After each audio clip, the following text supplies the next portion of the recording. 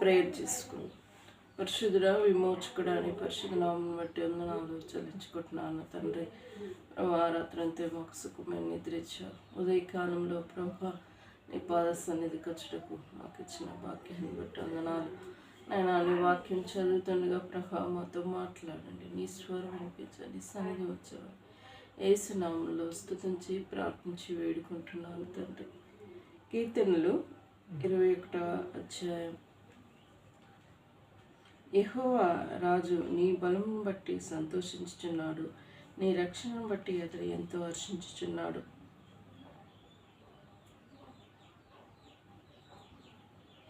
అతని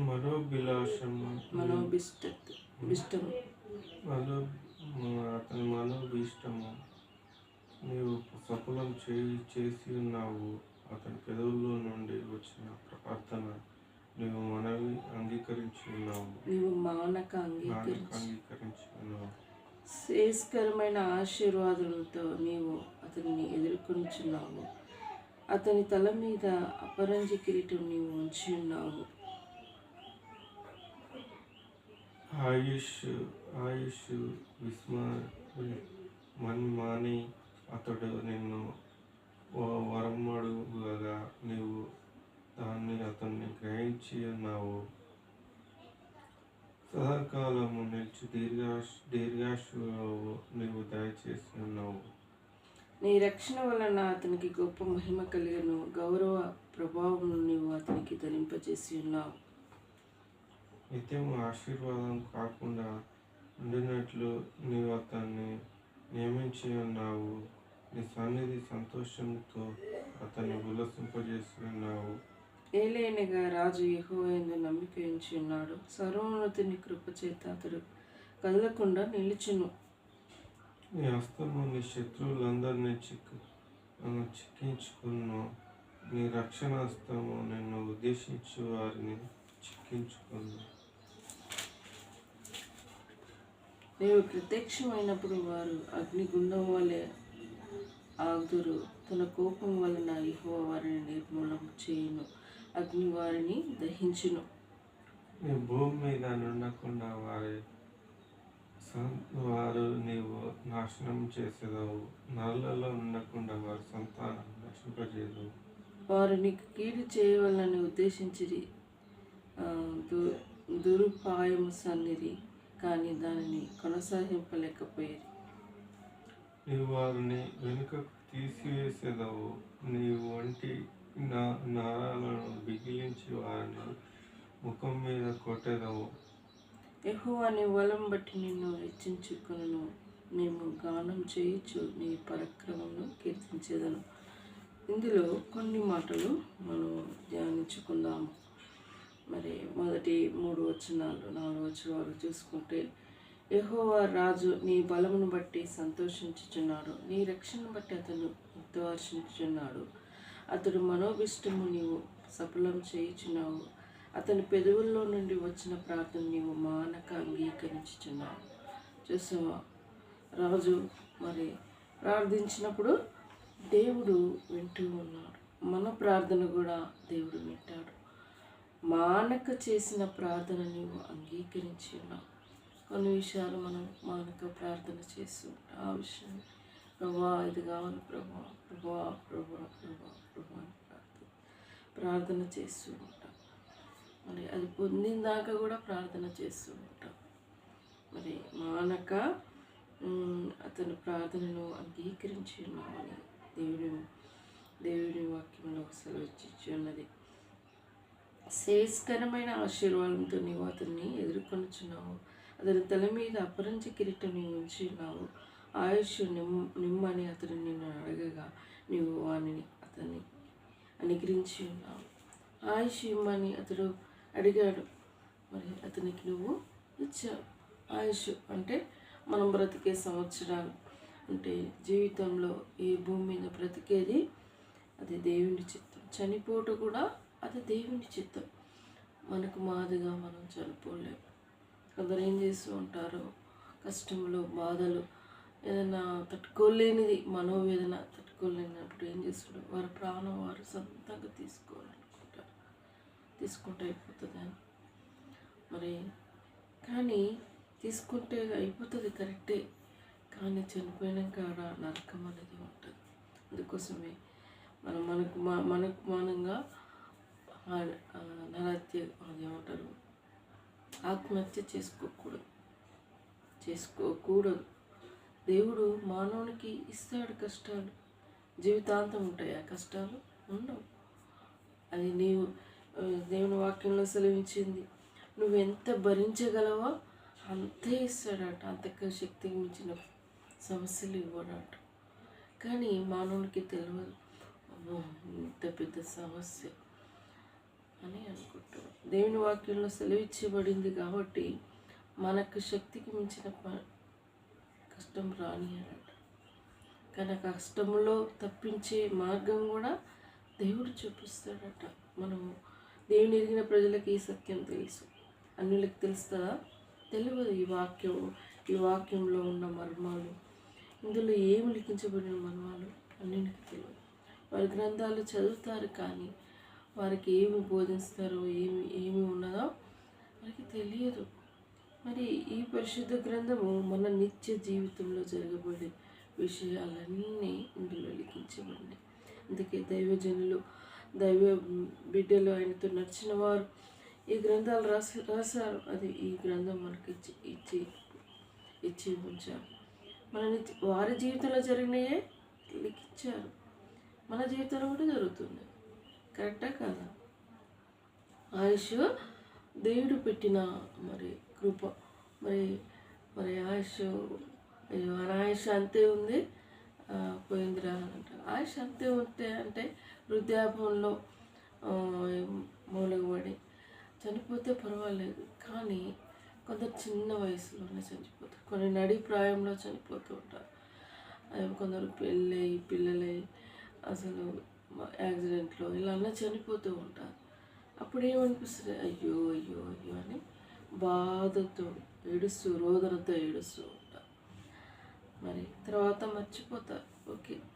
కానీ ఇక్కడ తన జీవితంలో దావీదు మహారాజు, దేవా నువ్వు నా ఆయుష్ నిమ్మని అతను నిన్ను వరమడి అడగగా నువ్వు అతనికి అనుగ్రహించి ఉన్నావు.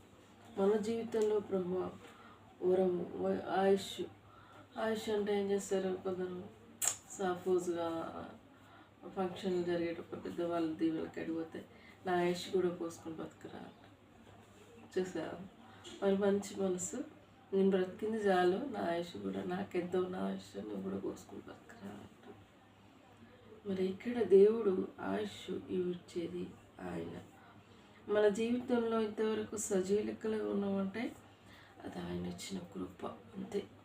మన కష్టములు వస్తాయి, నష్టములు వస్తాయి, బాధలు వస్తాయి, వేదనలు వస్తాయి. అసలు ఇది జరుగుతుందని నేను అనుకోలేదు అని ఊహించలేని అన్నీయో సైతాన్ని మన ముందు తీసుకొని పెంచి పెడతాడు. కానీ అది తప్పించే మార్గం కూడా ఉంటుంది. మరి దేవుడు మానవునికి ఓర్పు సహనంను ఇచ్చే విధంగా మరి కొన్ని అనుమతిస్తూ ఉంటారు. ఓర్పు లేక, సహనం లేక ఏం చేస్తుంటారు మనుషులు, మరి విరుసుకుపడుతూ ఉంటారు. కొందరు దేవుని దూషిస్తూ ఉంటారు, కొందరు దేవుని అవమానపరుస్తూ ఉంటారు. మరి దేవుడు ఎలా ఉండు దేవుడు అని అంటూ ఉంటారు. తప్పు. దేవుడు ఈ మాటలు నీవికే ఆశీర్వదించుగాక. ప్రార్థించుకున్నాం. పరిశుద్ధుడా, విమోచకుడా, నీ పరిశుద్ధమైన నామాన్ని బట్టి వందనాలు.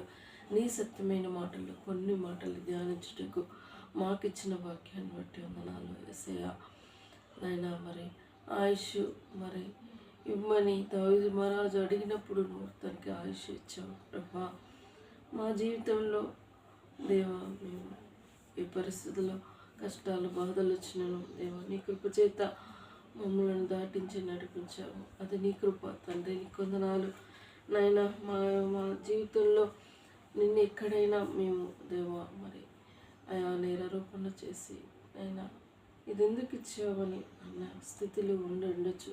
అయినా నువ్వు దేవా మా కష్ట బాధల్లో నువ్వు తోడుగా ఉన్నాయి, నువ్వు సహాయపడి నెమ్మదిపరిచినందుకు వందనాలు దయగలైనా మా ఆయుష్ కూడా పొడిగించినందుకు కూడా వందనాలు అయ్యా. ఈ దినము చూడని వారు, మాకంటే ముందుగా వెళ్ళిపోయిన వారు ఎంతోమంది ఉన్నారు నాయన, నీకు వందనాలు. వారికంటే మేము గొప్పవారమని కాదు దేవా, కేవలం అది నీ ఉచితమైన కృపే దేవా, నీకు వందనాలు అయ్యా. భూమి మీద మరణాలు ఎన్నో ఉన్నాయి అయ్యా, ఆ మరణం నుండి మమ్మల్ని కాపాడినందుకు వందనాలు చెల్లించుకుంటున్నాను. జ్ఞాపకం చేసుకోండి ప్రభా, ప్రార్థిస్తున్నాను. అనేకులు నీ సత్య వెలుగులో నడుచుటకు నీ కృప దయచేయండి నాయన. చీకట్లో బతుకుతున్నవారు ఈ లోకంలో ఎంతోమంది ఉన్నారు నాయన, వారిని దృష్టించమని ప్రార్థిస్తున్నాను నాయన. ప్రార్థిస్తున్నాను నా కుటుంబం కోసం, నా కుటుంబం సంపూర్ణంగా రక్షించండి, మాకు నక్కరలు తీర్చండి, నీ మహిమర్శం నుండి కృప దయచేయండి. ప్రేమిస్తున్న సమయాన్ని బట్టి స్తుతిస్తున్నాను నాయన. మాకున్న సమస్యలను నీ మహిమర్శంలో ఒక్కొక్కటిగా తీర్చమని ప్రార్థిస్తున్నాను. ముఖ్యంగా వివాహాల కోసం కనిపడుతున్నాం ప్రభా, వాళ్ళ ఏర్పాటు నిర్ణయం ఏర్పాటు చేయండి. తమని విషయంలో నీ చిత్తం బయలుపరచండి ప్రభా, మాకెంతో మాట్లాడండి ప్రభా. ఎగ్జామ్ కోసం సిద్ధపడేటకు ప్రీబిడ్ని దీవించండి, జాబ్ నిలబెట్టండి, ప్రీబిడ్ని ఆశీర్వదించమని ప్రార్థిస్తున్నాను దేవా. తోడుగా ఉండండి ఆయన. నిజంగా నేను నీ కాడ మొరపెడుతున్నాను ప్రభా. డిసెంబరు వరకు మా ఇద్దరి పెళ్ళిళ్ళు కావాలి ఆయన. నేను కోరుకున్నది ఒకటే, గృహంలో సంతోషాన్ని నింపండి ఏమో. మా వయసు పెరిగే కొద్దీ మాకు ఎన్నో ప్రాబ్లమ్స్ ఫేస్ చేయాల్సి ఉంటుంది. ఏ వయసులో కావాల్సిందే ఆ వయసులో జరగాలని అంటారు ప్రభా. మా వయసుకు మించిపోయింది ఉండకుండా మాకు సహాయపడండి. ఈ సంవత్సరం మా ఇద్దరి వివాహాలు జరుగుటకు నీ కృప దయచేయండి, మార్గం సరళపరచండి. నీ చిత్తంలో ఉన్న వారిని మమ్మల్ని మా ఇంటికి నడిపించండి, గృహంలో సంతోషాన్ని నింపండి ప్రభా. ముంబై ప్రపోజల్ విషయంలో నీ వాక్యం కనిపెడతాను ప్రభా. వాళ్ళకు కూడా సమాధానం ఇవ్వాలి, అప్పుడే వారికి కూడా సంతోషం అనేది ఉండాలి. మనుషులు ఎన్నో విధాలు ఆలోచిస్తారు, మేము వారి ఆలోచనలో కాదు కదా ప్రభా. ఇది దైవ నిర్ణయం, నీ చిత్తమని వారు గ్రహించినప్పుడే, ఇరు కుటుంబాలు ఒప్పుకున్నప్పుడే సంతోషం గృహంలో ఉంటుంది నాయన. అది నీ చిత్తమైతే ఫస్ట్ వాక్యంతో మాట్లాడండి, అప్పుడు నేను వెళ్తాను దేవా. నాకు ముందుగా నువ్వు ఉన్నవాడిని, నీ చిత్తంలో ఉన్నవాడిని, ఇది కాకుండా నీ చిత్తంలో ఉన్నవారిని ఇంటికి నడిపించండి. ఇది రెండే ఆప్షన్లు ప్రభా, సహాయపడమని ప్రార్థిస్తున్నాను. గృహంలో సంతోషాన్ని నింపమని ప్రార్థిస్తున్నాను. అతని రెండరు మా కోసం విజ్ఞాపన చేయకపోయినప్పటికీ దేవా, మా విన్నపంను ఆలకించే దేవుడు, ఎక్కడ మమ్మల్ని అవమానకరంగా నువ్వు ఉంచడానికి నీ ఇష్టపడు ప్రభా. జ్ఞాపకం చేసుకుని మా పరలోక తండ్రివని మేము ఆనుకున్నాం తండ్రి. నీపై మేము ఆనుకున్నప్పుడు మా కార్యాలు నీకు ఎంత ఘనంగా ఉంటాయో ఆ విధంగానే ఘనంగా చేయమని ప్రార్థిస్తున్నాను. నిజమే, వివాహం అనేది అన్ని విషయంలో ఘనమైనదని నీ వాక్యం సెలవిచ్చావు ప్రభా. ఘనమైన జీవితాన్ని ధరింపచేయండి అని మహిమకరంగా. నిజంగా వీరు దేవుడు ఎరిగి ఉన్నారు. ఇన్ని దినాలు ఎన్నో మాటలతో బాధతో మేము సఫర్ అయ్యాం ప్రభా. మాకంటే ముందుగా పిల్లలై వారు ఉన్నారు, ఉద్యోగస్తులై ఉన్నారు. వారి ద్వారా మేము అవమానం బాధ చేయాల్సి వచ్చింది ప్రభా. మాకంటూ ఒక దేవుడు నిర్ణయం ఏర్పాటు చేశాడు, మాకంటూ ఒక లైఫ్ పార్ట్నర్ నిర్ణయం ఏర్పాటు చేశాడు. వారి కోసం మేము కనిపెడుతున్నామని నమ్మకం, నిరీక్షణ, ఓర్పు, సహనం వరకు ఇచ్చావు ప్రభా. దయలనైనా నీ కృప దయచేసి గృహంలో సంతోషాన్ని నింపమని ప్రార్థిస్తాం. ఇంతవరకు చేసిన మేలుని బట్టి వందనాలు. నిరంజన విషయంలో ప్రియుడికి నీ పాద సన్నిధిలో మరలా మొరపెడుతున్నాను. కామ్నేనులో అది నీ చిత్తంలో అక్కడ కొనసాగింపబడి ఉంటే అతతో మాట్లాడి కాల్ చేసేటకు వాటి మనసు ఇవ్వండి. ప్రియుడికి గవర్నమెంట్ జాబ్ పొందుటకు ప్రియుడిని దీవించండి. రెండో ఆప్షన్లో ఏది నీ చిత్తమో బిడ్డ పట్ల నెరవేర్చండి దేవా. కావ్యమ స్టడీ భవిష్యత్తు విషయంలో మార్గం సరళపరిచి నవ్యమని దీవించండి, అక్కడికి తీర్చండి, తోడుగా ఉండండి. రాణి ఫ్యామిలీ కూడా రక్షించండి ప్రభా. సుఖమైన డెలివరీ ఇచ్చు, అద్భుతం చేసు ప్రభా. తన పిల్లల విషయంలో తన భర్త, అత్త, మామ, ఆడపడుచులకు రక్షణ దయచేయండి. దేవాతవుడిగా ఉండడం వారి కుండలో అక్కర్లు తీర్చమని ప్రార్థిస్తున్నాను. దేవానికి వందనాలు. మాకున్న ల్యాండ్ సమస్యలు అత్తలతో మాట్లాడండి ప్రభా. మాకు ల్యాండ్ ఎక్కువ ఉన్నదని గత సంవత్సరంలో దేవా మాకు ఎన్నో చేశారు దేవా. న్యాయరూపిగా మా పక్షాన వ్యాజ్యం ఆడుతున్నందుకు వందనాలు. నీ ప్రేమ చూపించినందుకు వందనాలు దేవా. స్తోత్రాలు. ప్రేమించిన కృపను బట్టి వందనాలు. రోడ్డు మీద ఇల్లు విషయంలో రిజిస్ట్రేషన్ చేసుటకు నాన్నకు సమయంలో సహాయపడండి ప్రభా. ఇంకా ప్రతిదీ నీ కృపగల హస్తములకు అప్పచెప్తున్నాం. పొలం నాటుబడుటకు కూడా కృప దయచేయండి దేవానికి వందనాలు. చక్కటి వర్షాలు ఇచ్చినందుకు స్తుతిస్తున్నాను. ఇంతవరకు ప్రేమించి ఇచ్చిన సమయాన్ని బట్టి స్తుతిస్తూ నిన్నే కొన్ని ఆర్తి పూజిస్తూ ఆరాధించుకుంటూ ఇచ్చిన సమయాన్ని బట్టి వందనాలు చెల్లించుకుంటూ యేసు నామములో స్తుతించి ప్రార్థించి వేడుకుంటున్నాను తండ్రి. యేసు రక్తమే జయం, సిల్వ రక్తమే జయం. యేసు నా సంపూర్ణ విజయం కలుగునుగాక. అపవాది క్రియలు అనంతం నాశనమగునుగాక.